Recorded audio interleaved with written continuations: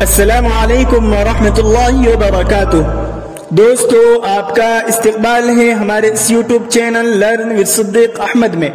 آج آپ کے سامنے ہم پیش کرنے والے ہیں آؤ گرامر اردو کے قواعد سیکھیں، اس کورس کا 19واں سبق، جس میں ہم آپ کے سامنے رکھیں گے مرکب الفاظ اور مرکب کی قسمیں، ساتھ ہی ساتھ مرکب ناقص کی اقسام۔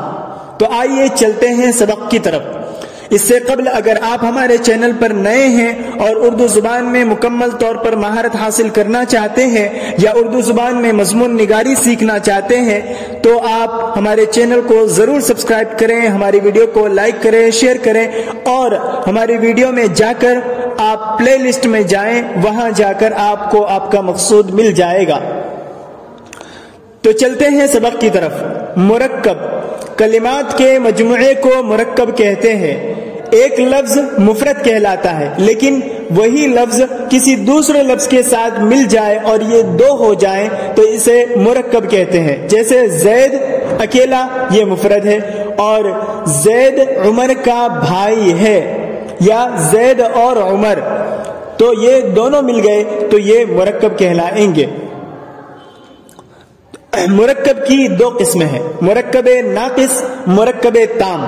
اب ان دونوں کو آسان سی زبان میں یوں سمجھے کہ جب مرکب یعنی دو لفظ ایک ساتھ ملیں گے تو کوئی معنی، کوئی بات سمجھ میں آ رہی ہوگی۔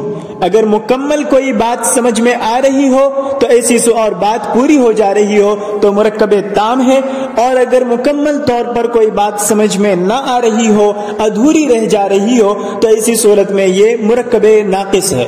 آئیے اسے تعریف اور مثالوں سے سمجھتے ہیں۔ مرکب ناقص وہ مرکب ہے جس سے سننے والے کو پورا مطلب سمجھ میں نہ آئے۔ مرکب ناقص وہ مرکب ہے جس سے سننے والے کو پورا مطلب سمجھ میں نہ آئے۔ جیسے مقبول کا گدھا، اس میں کوئی بات سمجھ میں نہیں آ رہی ہے، پورا مطلب معلوم نہیں ہو رہا ہے۔ مقبول کا گدھا کیا مقبول کا گدھا، اس سے کچھ پتہ نہیں چل پا رہا۔ 7 روپے، اس سے صرف پیسے کا پتہ چل رہا ہے، 7 روپے کس کو دینے ہیں، کیا ہے، لینا ہے کہ دینا ہے، ان تمام چیزوں کا کچھ بھی پتہ نہیں چل رہا ہے۔ سرخ ٹوپی، اسی طریقے سے اسلام آباد، الماری اور میز، زید اور بکر۔ تو آگے جب کوئی بات نہیں کہی جا رہی ہے تو کچھ پتہ نہیں چل پا رہا ہے، لیکن یہ دو لفظوں سے مل کر بنا ہے، اس لیے اسے مرکب ناقص کہیں گے۔ مرکب تام، مرکب تام وہ مرکب ہے جس کے سننے سے پورا مطلب سمجھ میں آ جائے۔ مرکب تام وہ مرکب ہے جس کے سننے سے پورا مطلب سمجھ میں آ جائے۔ جیسے مقبول کا گدھا تیز ہے، اس میں مقبول کے گدھے کا تیز ہونا معلوم ہو رہا ہے اور دوسرے شخص کو پوری بات سمجھ میں آ جا رہی ہے، اس وجہ سے اسے مرکب تام کہیں گے۔ اس نے 7 روپے لیے، اس میں 7 روپے لینا معلوم ہو رہا ہے دوسرے شخص کا، لہذا اسے بھی مرکب تام کہیں گے۔ سرخ ٹوپی خراب ہو گئی ہے، یعنی لال ٹوپی خراب ہو گئی ہے، اس سے ٹوپی کا خراب ہونا معلوم ہو رہا ہے، لہذا اور بات بھی پوری ہو جا رہی ہے، لہذا اسے مرکب تام کہیں گے۔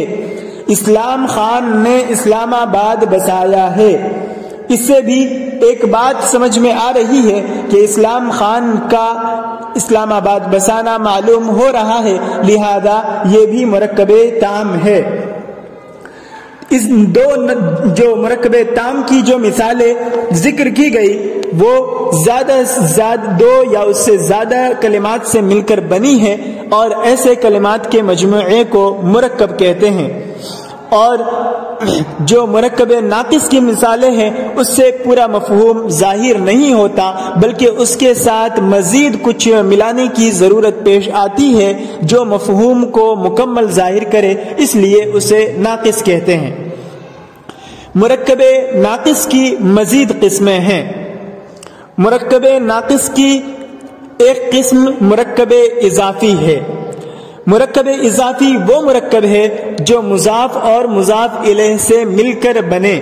مرکب اضافی وہ مرکب ہے جو مضاف اور مضاف الیہ سے مل کر بنے، جیسے رحیم کی ٹوپی، جاوید کا قلم، زید کی کتاب، شیشے کی دوات۔ ان مثالوں میں ٹوپی کو رحیم کے ساتھ، قلم کو جاوید کے ساتھ، کتاب کو زید کے ساتھ اور دوات کو شیشے کے ساتھ ایک قسم کا تعلق ہے، لہذا اسی وجہ سے اس میں اسے مرکب اضافی کا نام دیا گیا ہے۔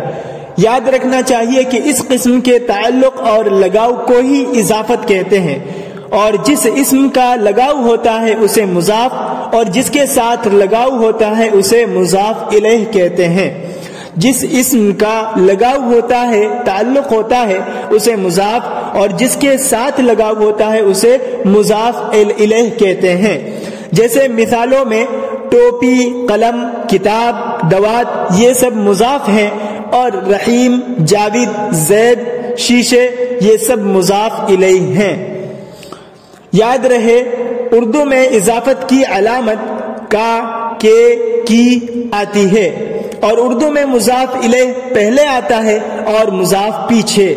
جیسے رحیم کی ٹوپی میں رحیم مضاف الیہ ہے، یہ پہلے آیا، اور ٹوپی یہ مضاف ہے، یہ بعد میں آیا۔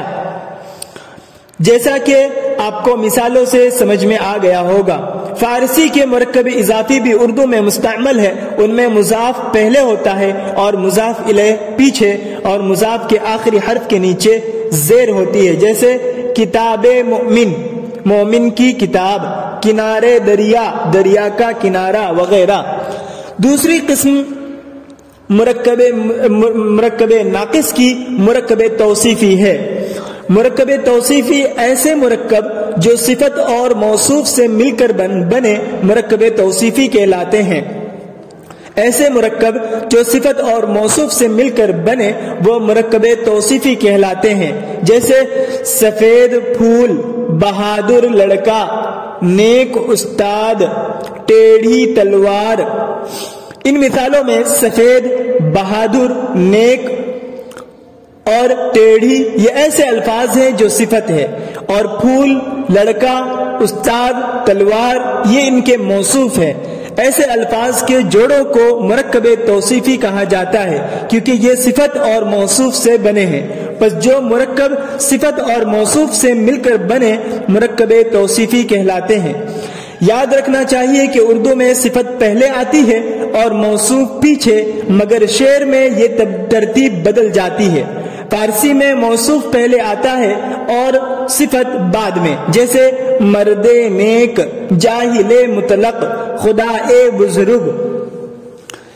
اگلی قسم ہے مرکب عددی۔ مرکب عددی وہ مرکب ہے جو عدد اور معدود سے مل کر بنے۔ مرکب عددی وہ مرکب ہے جو عدد اور معدود سے مل کر بنے۔ یاد رکھنا چاہیے مرکب عددی میں عدد پہلے آتا ہے، معدود پیچھے، مگر نظم میں یہ ترتیب بدل بھی جاتی ہے۔ مرکب عددی میں عدد پہلے آتا ہے اور معدود پیچھے، مگر نظم میں یہ ترتیب بدل بھی جاتی ہے۔ اسے ہم مثالوں سے سمجھتے ہیں۔ 100 گھوڑے، 40 سپاہی، 20 بندوقیں، 34 لڑکے، 5واں لڑکا۔ ان مثالوں میں 100، 40، 20، 34، 5واں یہ سب عدد ہے، اور گھوڑے، سپاہی، بندوقیں اور لڑکے یہ معدود ہیں۔ پس ایسے مرکب عددی کہلاتے ہیں۔ اگلی قسم ہے مرکب امتزاجی۔ مرکب امتزاجی وہ اسم ہے جو دو سے زیادہ لفظ مل کر ایک اسم بن جائے۔ مرکب امتزاجی وہ اسم ہے جو دو سے زیادہ لفظ مل کر ایک اسم بن جائے، جیسے غلام محمد، کرتار سنگھ، آغا اشرف علی، رام چندر، لال چوک، اشوک نگر۔ ان مثالوں میں یہ ایسے مرکبات ہیں جو دو سے زیادہ اسموں سے مل کر بنے ہیں اور پھر سب مل کر ایک اسم بن گئے ہیں۔ لہذا دو یا دو سے زیادہ اسموں کو ملا کر ایک کرنے کو امتزاج یعنی ملاوٹ ملانا کہتے ہیں، اور ایسے حروف ایسے اسم مرکب امتزاجی کہلائیں گے۔ پانچویں قسم ہے مرکب عطفی۔ مرکب عطفی ایسے مرکبات جو معطوف علیہ اور معطوف سے مل کر بنے مرکب عطفی کہلاتے ہیں۔ ایسے مرکبات جو معطوف علیہ اور معطوف سے مل کر بنے مرکب عطفی کہلاتے ہیں، جیسے چاند اور ستارے، دریا اور غذا، گھوڑے اور گدھے، علی اور ولی۔ ان مثالوں میں اور واو یہ حروف عطف ہیں اور یہ مرکبات معطوف علیہ اور معطوف سے مل کر بنے ہیں، اس لیے مرکب عطفی کہلاتے ہیں۔ مرکب عطفی میں جب ایک سے زیادہ اسم کو ملایا جائے تو اور صرف آخری دو اسموں کے درمیان آتا ہے، جیسے رشید، رحیم، موہن اور کمال یہاں آتے ہیں۔ گویا یہاں پر ایک قاعدہ آپ کے سامنے آ گیا جس کو آپ ہمیشہ یاد رکھیں۔ اسی طرح اردو سے یا کسی بھی زبان سے اردو زبان میں ترجمہ کرتے وقت یا اردو زبان بول چال کے وقت آپ اس کا استعمال کریں، جیسے آپ کہیں زید آیا اور بکر آیا اور عمر آیا اور یہ آیا اور یا اس طریقے سے بار بار اور کہیں گے تو اردو زبان کا جملے کا حسن ختم ہو جائے گا۔ اس لیے یہ ایک قاعدہ مقرر کیا گیا ہے کہ اگر کئی سارے معطوف اور معطوف علیہ جمع ہو جائے تو ایسی صورت میں ہر جگہ کے اور کو حذف کر دیا جاتا ہے اور آخری دو اسموں کے درمیان اور باقی رہتا ہے، جیسے رشید، رحیم، موہن اور کمال یہاں آتے ہیں۔ تو یہ تھی کل اقسام مرکب ناقص کی جو آپ کے سامنے پیش کی گئی 5 قسمیں۔ مزید 2 اسباق میں اسی طریقے سے اور قسمیں پیش کی جائیں گی۔ گویا کل 15 قسمیں ہیں جن میں سے 5 قسمیں آپ کے سامنے آ چکی، مزید 10 قسمیں باقی ہیں جو 2 الگ الگ سبق میں آپ کے سامنے آئے گی۔ امید ہے کہ آپ اسے ذہن نشی کریں گے اور اردو زبان کے جملے بناتے وقت، اردو زبان کی کتاب اور عبارت جملے پڑھتے وقت آپ اس کا خیال رکھیں گے اور ان کی روشنی میں آپ اپنے مضمون کو، اپنی تحریر کو تیار کریں گے۔ یوں اردو زبان میں مکمل طور پر مہارت بھی حاصل ہو جائے گی اور آپ کی تحریر اور آپ کی بول چال یہ سب کے سب اردو قواعد کے دائرے میں رہ کر ہوگی۔ السلام علیکم ورحمۃ اللہ وبرکاتہ۔